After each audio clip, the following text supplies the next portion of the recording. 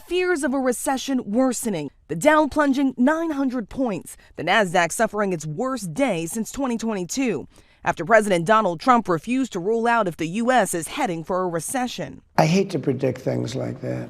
There is a period of transition because what we're doing is very big. We're bringing wealth back to America. Trump, who closely follows the markets, remaining out of sight Monday, while investors panicked amid tariff whiplash. And as billionaire Elon Musk has turned his attention to slashing the federal government. The wage report in entitlement spending, which is most of the federal spending is entitlements.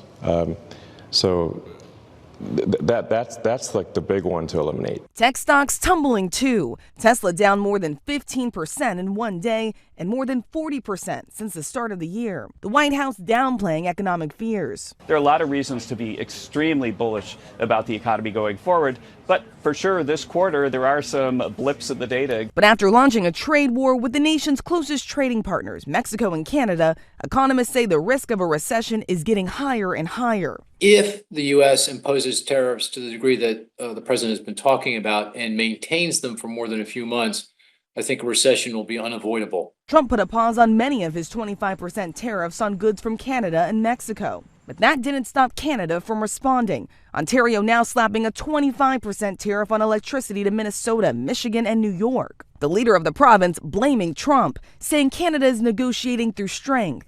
There's no reason for a recession.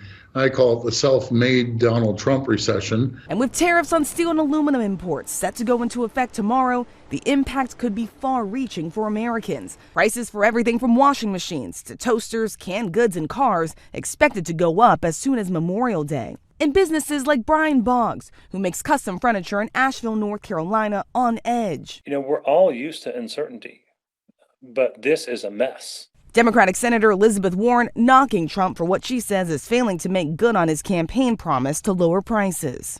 What has he actually done? And the answer is nothing to lower prices. But he sure as heck has created a lot of economic chaos and things that will actually increase prices for families.